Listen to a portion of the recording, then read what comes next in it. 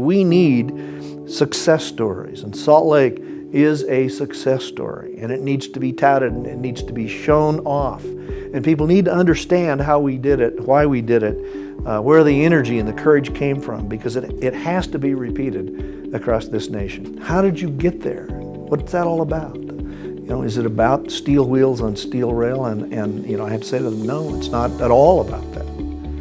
It's about a community with a vision.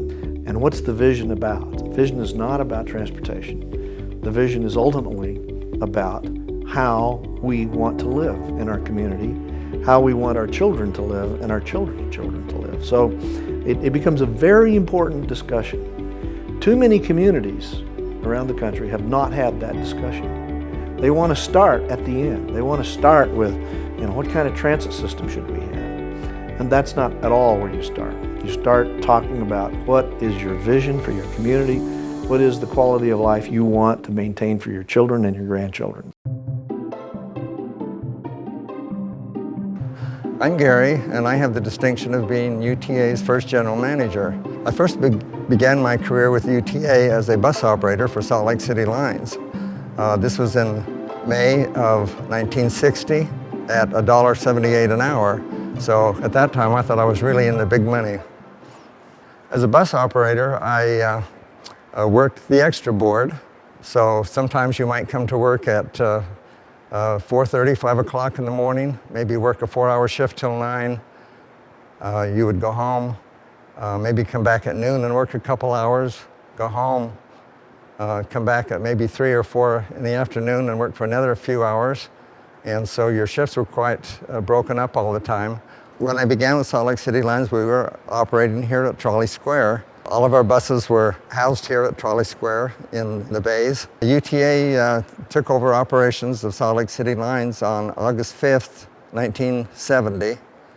I did enjoy being a bus operator. It was a lot of fun. I think the best part about it was the relationship that you developed with your passengers. One passenger that all the bus operators were familiar with was a little old lady that was nicknamed Clothespin Annie. The transfers had to be turned in at the end of the bus operator's shift, and so they would typically just put them in their bag, or they would clip them somewhere on the dash.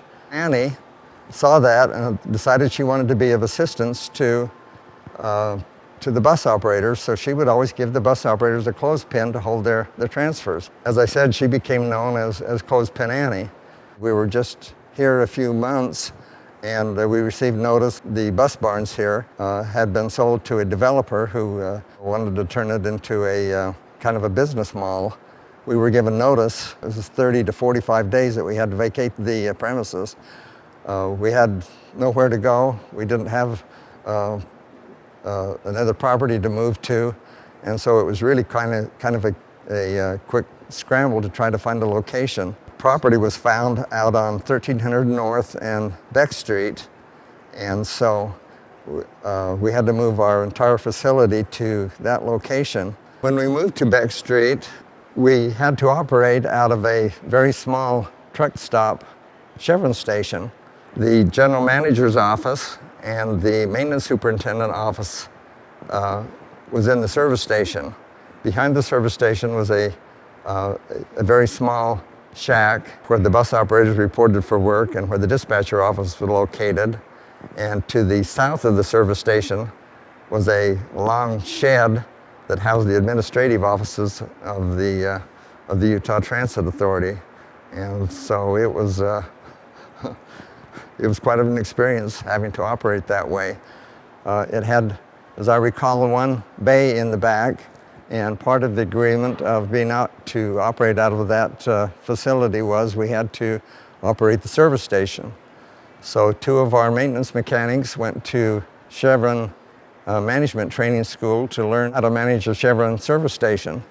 So while we were at that facility, we not only ran bus services there, we also had to pump gas. The service station had one bay, and when a bus was put in the bay, it was too long to so that doors on each side of the bay could be closed, and so the mechanics had to operate on on a bus with both of the doors open. During the summertime, it wasn't a problem, but during the wintertime, it could get really, really cold, and so the mechanics had to work in the cold. Only one bus could be worked on at a time, which made it really difficult to keep our fleet in working order. One of the drawbacks also was we didn't have any way to park our buses under cover. At Trolley Square, they were all in the bays. Out on Beck Street, they were all out in the open, so the buses were parked in a dirt field. In the summertime when it was dry and the wind blew, the buses filled with dust, so the buses were always dusty inside. When it rained, the fields became muddy. Bus operators had to traipse out through mud puddles to get in the bus. During the stormy weather in the winter, when the streets were slushy, the buses became dirty. We had no facility at all to wash the buses, and so the only way to wash the buses was to pull a bus into the bay of the service station and using a steam cleaner, just wash one bus at a time. So you can imagine how long that would take. It also caused a disruption to our service somewhat, because when a bus was being washed, of course, another bus couldn't be there for the mechanics to work on. The buses were so old, we just couldn't keep up with the maintenance on them. There were several occasions when the engine literally fell right out of the bus onto the street. Some of you might remember a cartoon that appeared in the Salt Lake Tribune that showed a broken down bus serving hamburgers out of it, and it's called UTA's Breakdown Burgers. So we took a lot of ribbing during that period of time. Shortly after we moved into Central Division on 2nd South, we began to increase our bus service. I would start interviewing at 8:30 in the morning, and when I would leave at 5:30, 6 o'clock at night, the room would still be full of applicants.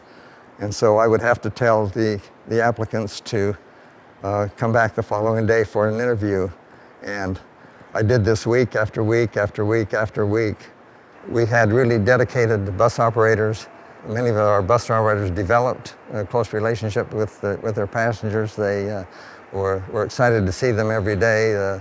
Sometimes the passengers would bring a box of donuts or something to share with the bus operator and other passengers on the bus. They were really dedicated, as were our mechanics, who went through many trials with the older buses we had, trying to keep them in operating condition all of the time. And they were hard workers. It was exciting to see that type of dedication that our employees had, and I still think about that many years later, of the dedicated employees that we had at UTA. When the City Creek Canyon stream overflowed in 1984, I believe it was, downtown Salt Lake City flooded. Sandbags were placed on State Street, which was literally a river of water, and of course that affected all of our bus routes. Buses couldn't cross from east to west and from west to east, and so they had to terminate their route at that point. Passengers had to cross over State Street with a wooden bridge that had been constructed to get to the other side of the street, and then catch another bus to go to their destination. Go, go, go, go UTA! In the early 80s, there was a big debate about what we were doing in Utah and what our vision was. It was stimulated by the governor and by our legislative congressional leadership, and the mayors in the valley were saying, what are we doing, where are we going, what's our future, what's our vision, particularly as it comes to transportation. And there was an intense need for the development of highways. We're a high growth state, as well as some balance of more mass transit. I first became acquainted with Cheryl Beveridge when she worked in the Human Resource Department of UTA, and she later moved into the Operations Division, and at one time was my secretary. So I've known Cheryl for a long time, another really dedicated employee, always stepped up when she was needed. I have been at UTA this go-round almost 33 years. But I started in 1979, so we were so happy to move from the dives of 4th South to the admin building, and I went into labor the day we moved in there. I started at UTA some nearly 30 years ago, and it was a new service that UTA was going to provide, and it was paratransit services for people with disabilities. To the staff that's been here for long, for all these years, thank you for paving the way. It had to start with somebody. There were 25 of us that started. When we started FlexTrans, we had to compete with privatization. And when you think back on that, you think the operators worked here for minimum wage, doing a very, very difficult job, and they didn't complain. And they did this job because they knew what they did mattered and made a big difference in the lives of the people that we serve. I'm proud of the inclusion part. I'm proud that I have had a career that has allowed me to include people who may not have had a ride otherwise to places that we all take for granted. I love working at UTA. I love the staff. I love the coworkers. I really enjoy working with the passengers and getting to know who they are and all their little quirky things that they love, and making them feel like they matter. Normally their ride was to the doctor and back, or had family maybe transport them, but the idea of inclusion and the idea that people that may not have had a ride to casually go to the store, movie, that's awesome. Now, it's a matter of fact. I love that it's a matter of fact. I have been over here since 1998. The one thing I have always known was that the people who were here for a different reason, and grateful that they're not here just for a paycheck. I'm working with a group of people that just had a different commitment and dedication to their jobs. It doesn't matter whether it's a mechanic, an operator, a scheduler. People know what their purpose is. There was this one particular customer. She only ever said at my first, when you're dropping her off, you get her to her house, she steps off the bus, and she just stands there. She doesn't go up to her house. She waits until you drive away. And one day, there was another passenger on the bus that made her cry. And I'm like, okay, there's all this bickering going on in the back of the bus. And I'm like, all right, show tunes it is. So I started singing. I'm singing, Frozen, and I'm singing different songs. And she stops crying. And she says, hey, I like that song. Sing another one. The whole rest of the bus was, sing another one, sing this, sing. So she gets off the bus. She socks me in the arm. She says, I like you. You're crazy. And then she just walks straight into her house. And I'm like, I just made a difference in her life today. And so that just really clicked. I'm like, I think I'm going to make this work. We went through a whole rigorous process. There were 3 elements that came together. One was the Olympics, starting in 1983. One was the sketch planning work that was done by the Wasatch Front Regional Council. And the other one was this political nexus that said, what are we doing? What's going on? Ultimately, we ended up with a light rail line in the late 90s that was a huge success. People loved it. We hosted the Olympics in 2002. People got to ride transit. People got on them, loved them, said, this is way cool. This is the only way to get around.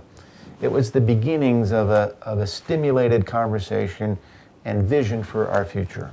I started with UTA in August of '95, and this was my first job out of college. And I was part of the design and construction team that were working on the implementation of the first light rail line in Utah, the Blue Line. We did all the work for the Blue Line out of a small office on 21st South.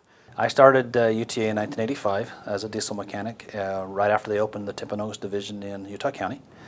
I started in September of 1998 as an intern. So I've been here the full 20 years plus. I started working for UTA in 1997 as a bus operator. Well, I started UTA in 1980 as a bus driver. I started working in December of 1986, and I remember I was so proud to be part of this company that had just won the best bus company in the country. I've been riding with UTA for 19 years. When we started doing the project, UTA was only a bus company, and so we didn't have any rail operators, we didn't have commuter rail operators, we only had bus operators. UTA was a bus company for 20 plus years before tracks opened. Union at the time, the ATU, was very successful in helping us to come together and make training programs and policies and procedures that would make it so that we could actually operate and open up the system. We had the small UTA team that worked on the design and construction. So I think there were 7 or so direct UTA employees working on the rail system. And then we had a lot of consultants and contractors that were in helping us. And then when we hired the construction contractors, it really got a lot more people involved with the rail system. And so the construction crews that we hired did an amazing job. Thank you also to those who built the system. I've recently learned that there was some doubt in UTA's ability to get the track system up and running.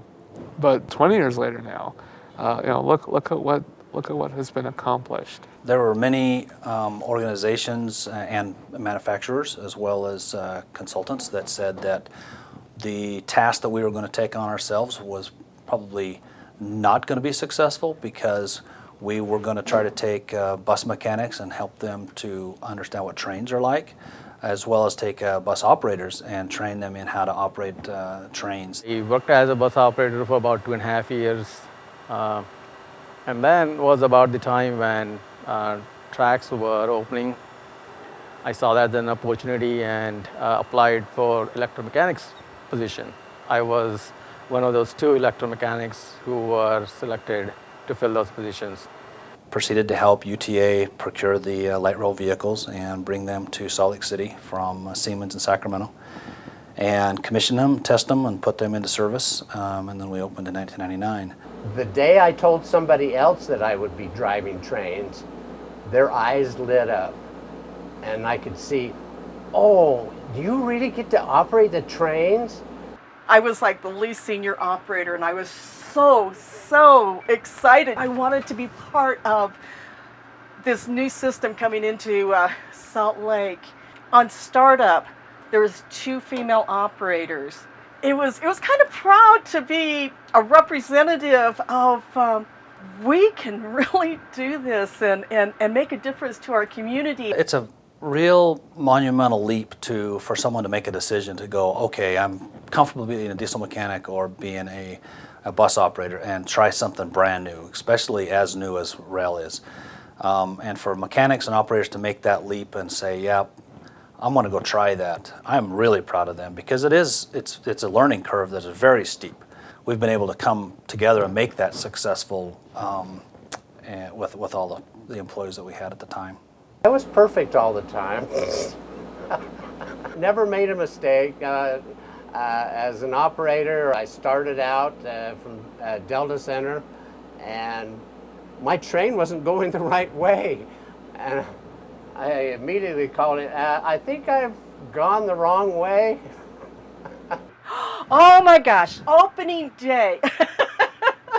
That was the highlight of my whole career, I'm telling you. Opening day, because prior to opening day, we kept asking, what if nobody comes? The publicity, the newspapers, the radios, they were saying, light rail will never work in Salt Lake. We're doing all of these big productions, and what if nobody comes?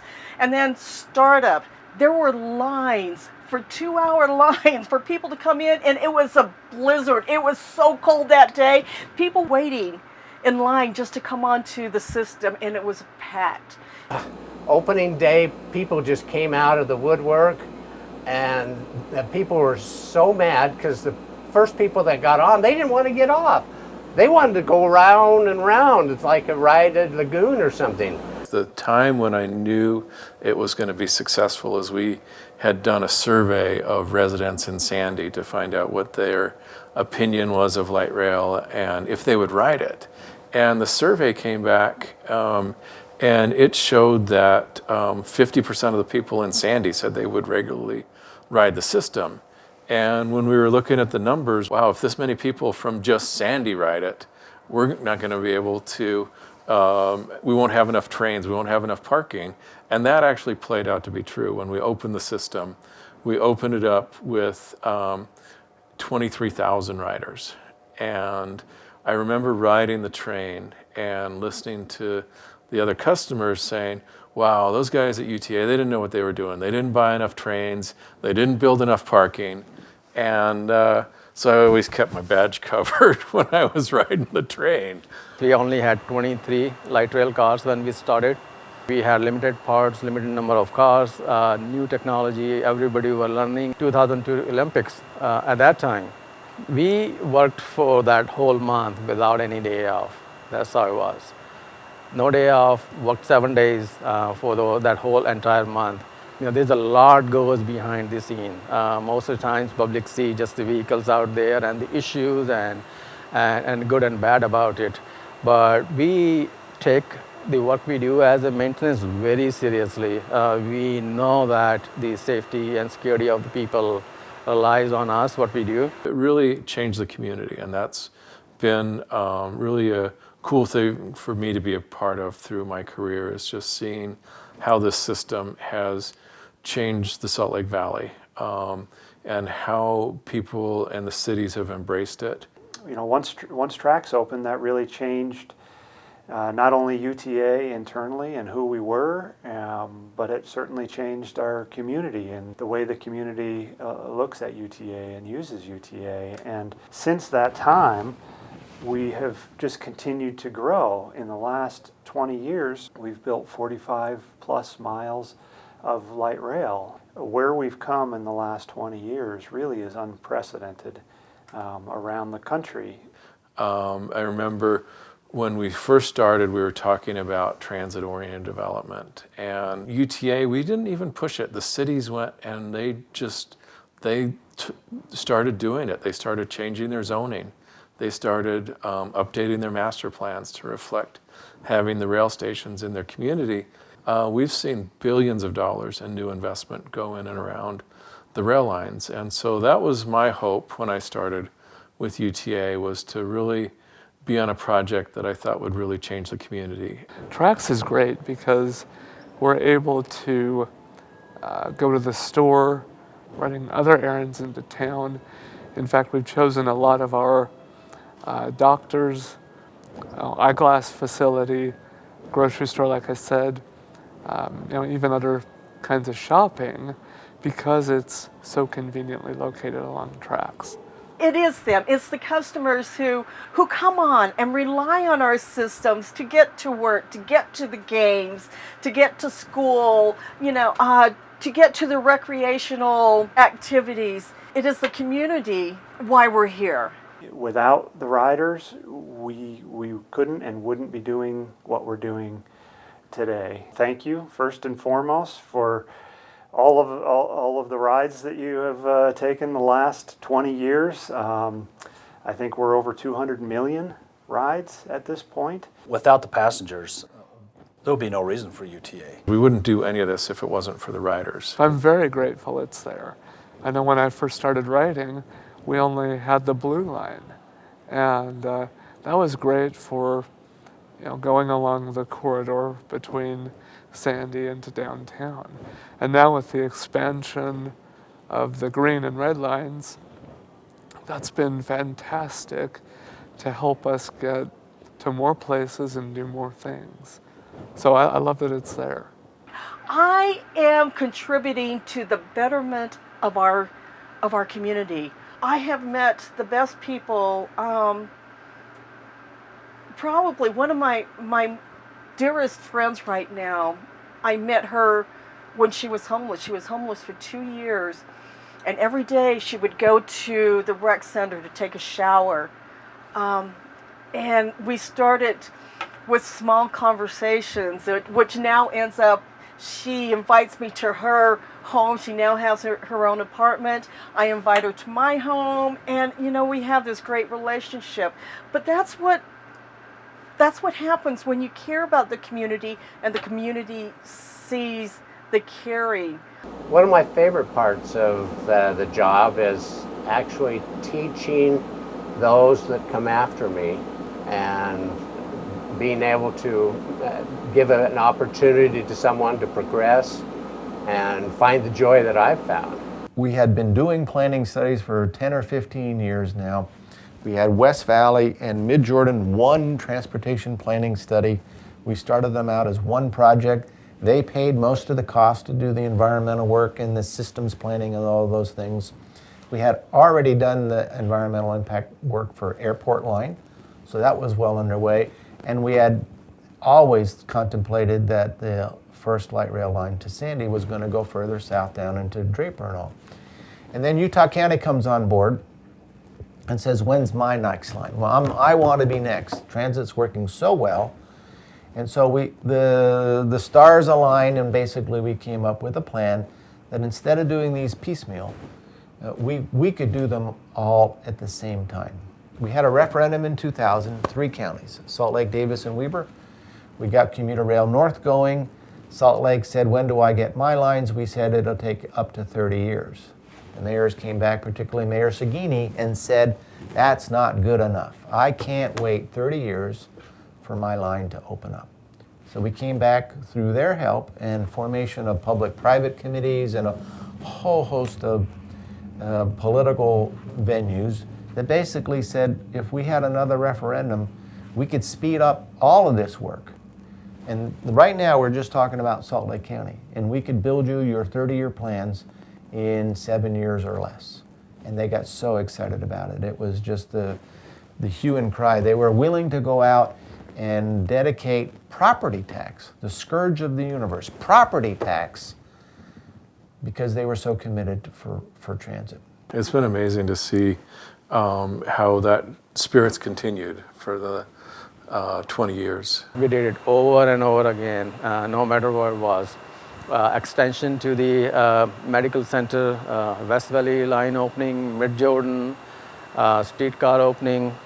And a lot goes behind on getting all that done. And so it's a really phenomenal change to see how the organization was able to step up and embrace these new opportunities and challenges and be successful with it. I am really proud of UTA, know what it's like to have ownership of a project that we began not even knowing if we were going to be successful or not, and made it very successful, very successful. I think that we provide a great service for our passengers and a great place for employment for our people. Some of the mechanics who work under me, I worked with them 20 years ago. And I'm very proud of those people. I mean, we have the best. I know it's pretty natural. People always feel about their people like that, but I'm not just faking that. The thing that never ever ceases to amaze me is the way UTA employees pull together and they make it happen. And they do it each and every day, which we can all certainly be proud of. But when times are needed or when something happens, everybody just pulls together.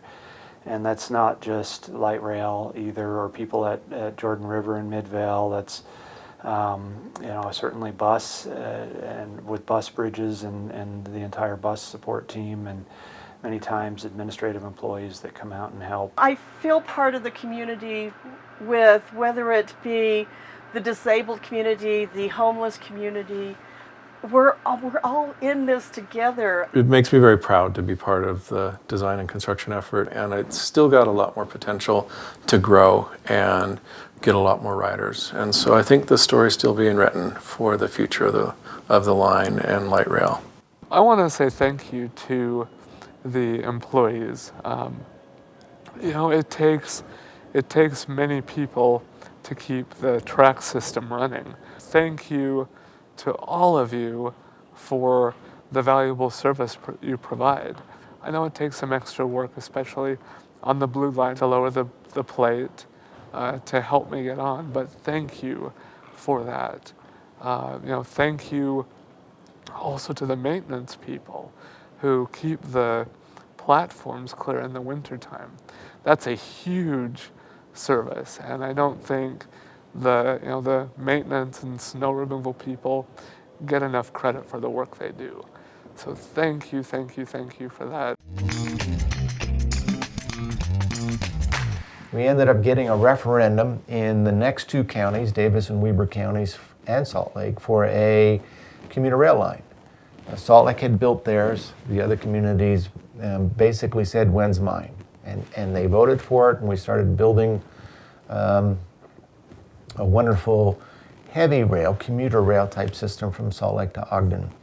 We were fortunate to get federal monies, and every project we got significant federal dollars to keep this going. So I have to thank the feds, because without their initial contributions of getting this going, it would have been really tough. The communities down south were saying the same thing. So when's ours? What's next? What are we doing?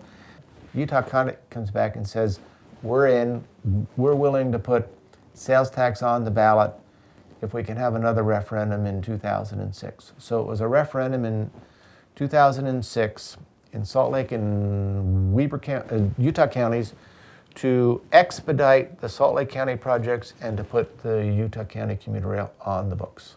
And so that was the genesis of this, was the hype of all of the great things that were going on, a little bit of energy crisis, a little bit of spin-off of the great success of the Olympics and the transportation, some bad air quality issues, energy dependency was a theme there. And it was basically our pledge to do all 5 of those lines by 2015 or less. And that got everybody excited, saying, I'm gonna see all of this. It was an unprecedented move on our part, but we had done all the planning, all of the environmental, a lot of the preliminary engineering was already done, underway. We had great confidence that we could do it. We had a great team assembled that had been working on light rail, commuter rail, an experienced management team with a great deal of experience and confidence that they could do this. Managing as 170-mile line really made a huge amount of difference. We found so many economies and so many benefits by doing this all together. So I started at UTA right before the Olympics, and I got to see hundreds of thousands of people use transit for 17 days. And we had a world-class transportation system. And after that, went back to our regular work, and this commuter rail thing was warming up. I think from the get-go, we kind of knew it was something special.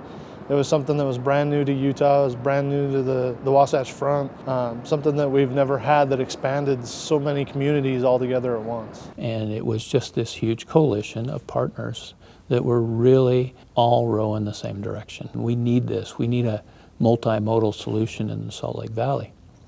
And they went back and started talking about, we'll build our own track. That was groundbreaking. That was something unique in the commuter rail industry in the United States. And the people we talked to, wow, you're kind of crazy. You're going to run your own railroad? You know, you're going to have to maintain your own track and your own signal system and all that. But the benefits were spectacular.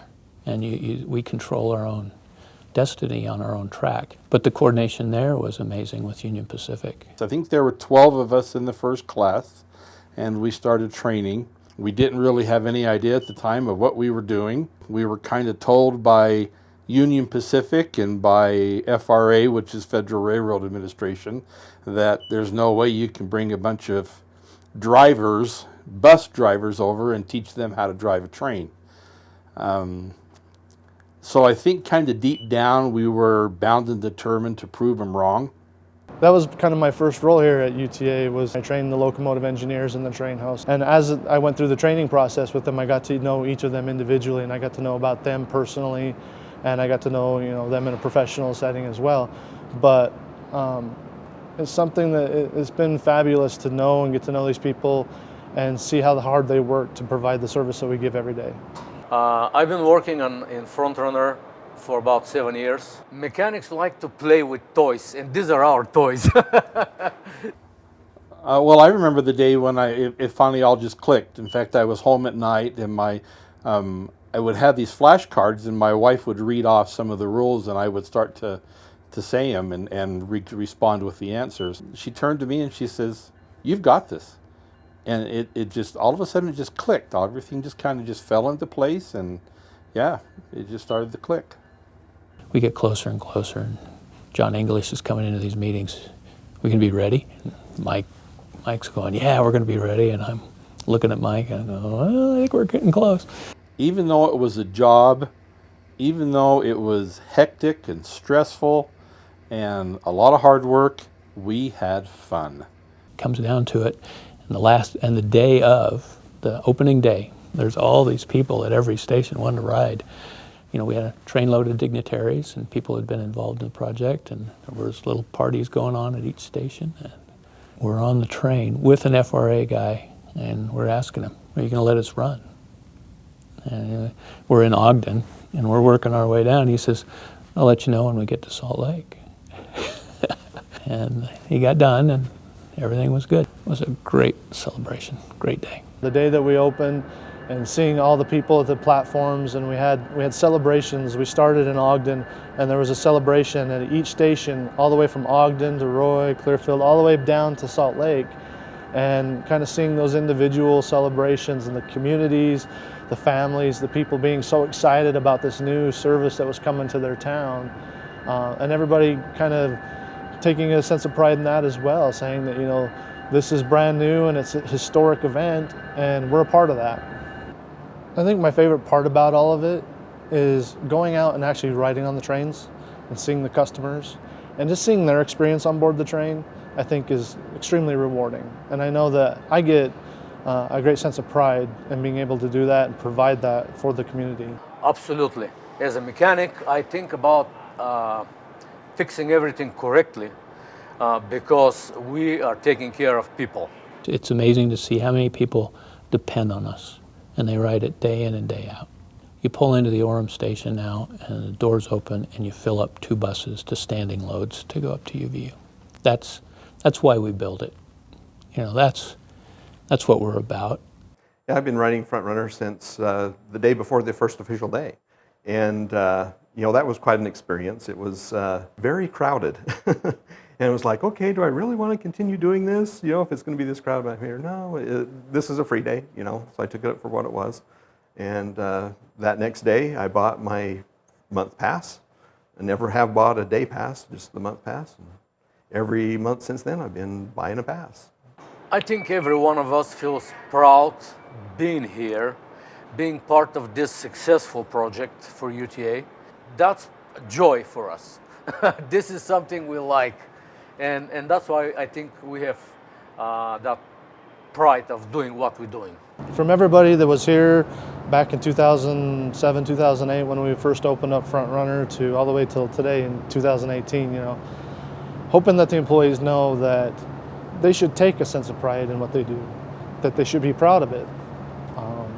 I hope that they know how many people's lives they've affected, and that they should be proud of that. They should be proud of the service and take a sense of pride in what they do each and every day, because it really does matter.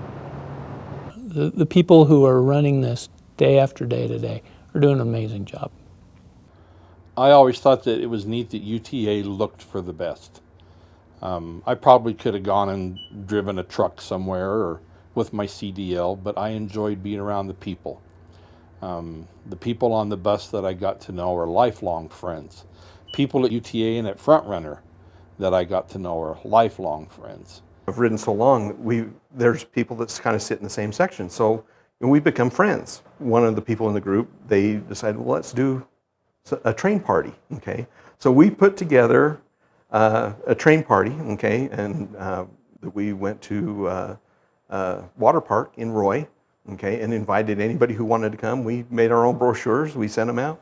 Okay, some of the train hosts, Emily was one of them. One year we had up to 150 people come to our own little annual train party. It was a lot of fun. Early on in 2002, Dad wasn't feeling too good, and they found some lumps on his liver. And so his cancer progressed during the life of my work on Frontrunner. And he died the Friday a week before we opened. You know, my mind was in two different places that week, and that was a tough week. I came back, and the team was there to greet me and made me feel like I was back home again. And best part, and most embarrassing, was we walked into the after party, and we're at Squatters.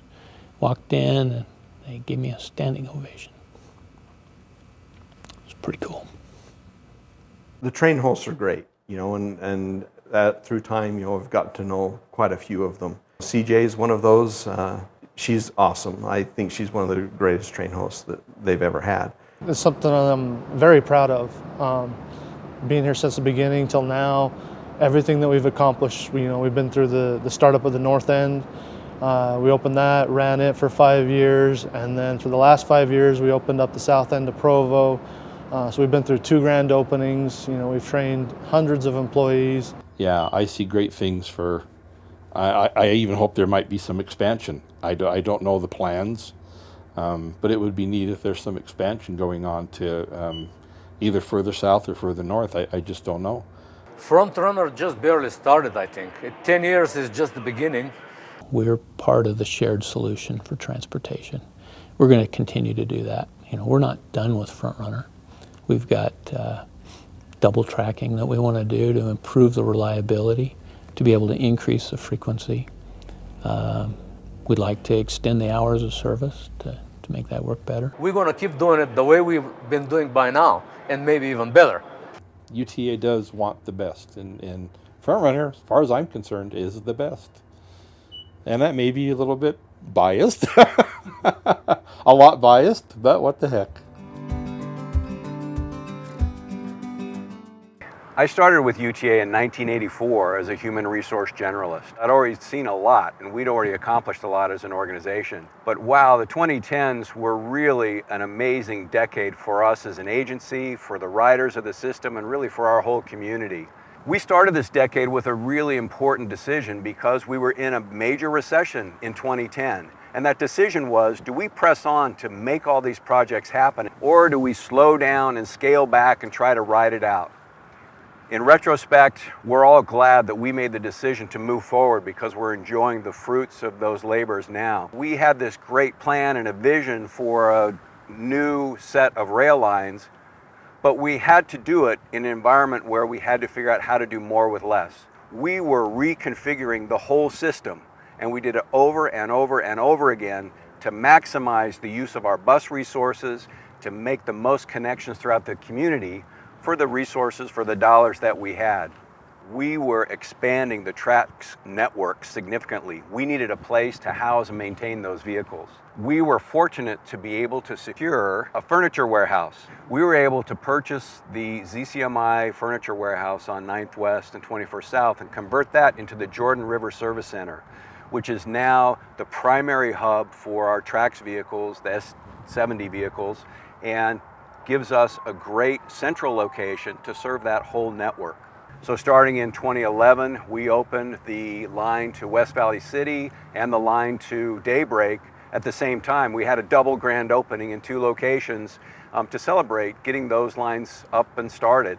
We also created a brand new connection between Salt Lake County and Summit County with the PCSLC Connect commuter bus program. And in the next year, we opened Frontrunner South so that people could ride a commuter rail connection all the way from Ogden to Provo. Then following that, we opened the airport extension and we linked that with the Green Line. And we opened the Draper extension of the Blue Line and the Sugar House streetcar. Introducing all of these new rail lines into neighborhoods brought with it not only great service and new connections to the region, but also people in these neighborhoods maybe hadn't been used to seeing a train ever before or for a long, long time. UTA stepped up to the need to provide more information, better communication, and safety awareness to the public so that people could take advantage of these great systems, but to do it safely. So by 2013, we had opened all of the projects, all of the rail lines that were part of the 2015 program. That was 2 years early.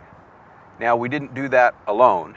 We did that with the active support and collaboration from every city and county along the line and the elected officials who lead them, from the state legislature. We had the cooperation and help from UDOT and from Rocky Mountain Power, Union Pacific, and from our contractors who built the system.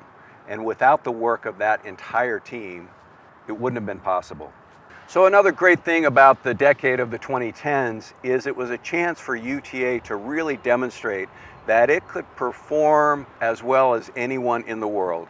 If we go way back to 1999 when UTA was faced with starting its first tracks line, the conventional wisdom in the industry was, you've got to bring in someone to run this for you because you don't know how to run rail. And we took another track. And we stayed on that track when we started commuter rail. The conventional wisdom for commuter rail was the same way. You can't do this, it's a very special thing. It has a whole set of rules and regulations. You've got to hire somebody from the outside to run it. We said, no, we can do this ourselves. We've already proven it with tracks.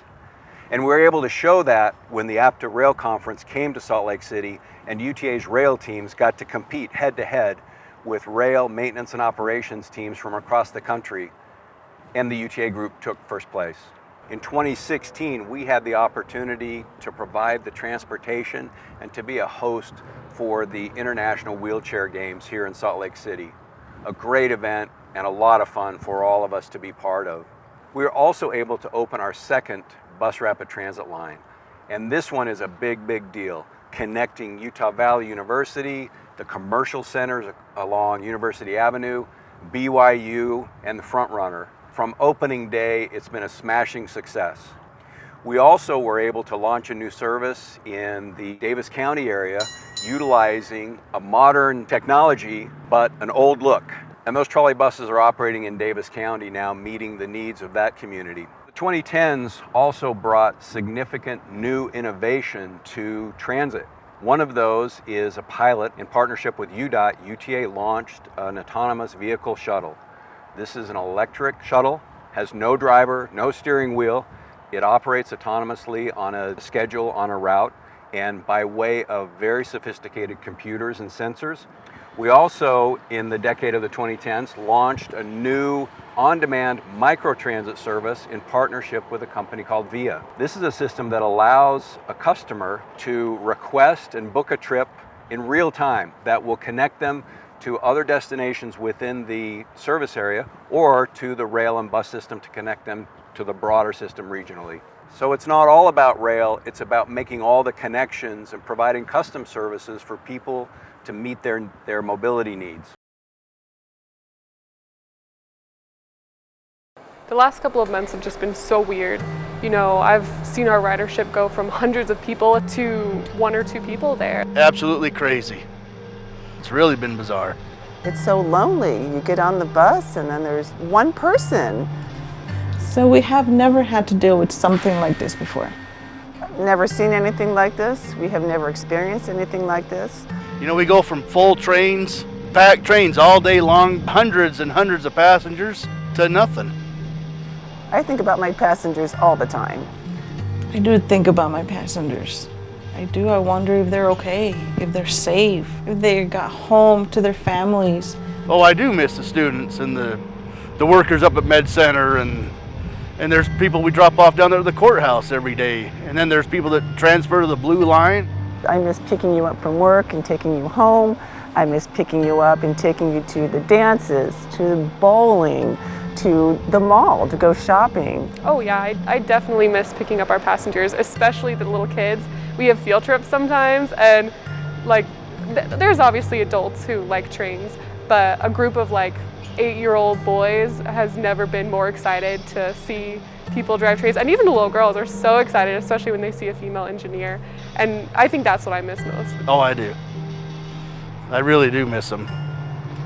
I am happy to pick up the doctors and the nurses. Our community depends on them. Oh my gosh. To the healthcare workers, thank you for what you do. Thank you to all the doctors and the nurses that are still every day going up there and working, and I'm sure they're working overtime and double shifts and just really putting in an effort to help everybody. And UTA has really always kept their facilities and their buses and their tracks trains and our front runner trains really clean and had cleaners clean it deeply every night and then at the end of lines. But now it's just at a new level. Like the cleaners are just barely getting off and they're using bleach cleaners and things that, you know, have been proven to really get ahead of this. Since this thing has started, we've been cleaning the trains, disinfecting. The reason why we're doing it is for the safety of all the passengers, and that's our #1 priority. When all this gets back to normal, you know, we're still gonna be here. We're still gonna be driving the trains, the buses, the tracks trains, you know, paratransit. So when things go back to normal, we're still here for the community. We'll still be able to pick you up, take you to work, take you to school, take you to your doctor's appointment, maybe take you to the movies. And I want to let you know that we are still going to be here. We are ready for you to be here. We can't wait to see you. I look forward to the day that, you know, our whole community can come back and really enjoy UTA. Even during and after it's all over with. We will be here for you, 100%. UTA has been here for 50 years and it's going to be here for another 50. So UTA has been here for 50 years and we're going to continue being here for more than that. As a community, we're going to get through these hard times. Everything's going to pass by and we're here for you guys and we're going to remain here. I can't wait till it's over and we can just all get back to normal and everybody can start riding the trains and going back to work and this is all behind us. You know, UTA has been around for 50 years and we're not going anywhere. You know, we plan on another 50 after that, hopefully, you know, just really expanding our service and reaching more of our community. And, you know, even though this has really hurt a lot of businesses, you know, UTA, although, you know, we're deeply impacted by it, we're not leaving, we're not going anywhere. We're gonna keep going and keep moving forward, you know, as we do every single day, and we're gonna continue long into the future, hopefully. UTA was able to achieve an unprecedented amount of progress in less than 10 years. And if there's one key to accomplishing that, it was partnerships. Partnerships throughout the region and partnerships with our employees who were all part of making this happen. And I don't think that we could have been where we are today without the confidence of the public in the Utah Transit Authority. I'm so appreciative of that.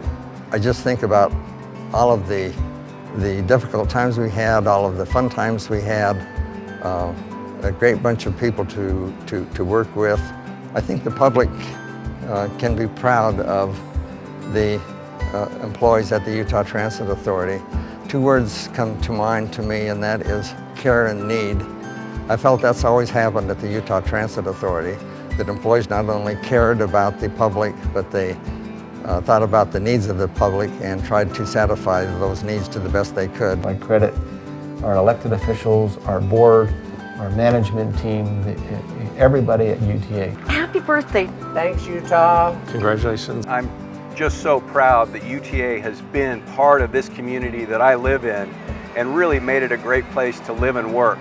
So congratulations on 50 years and looking forward to 50 more. Keep up the good work, UTA. 50 years.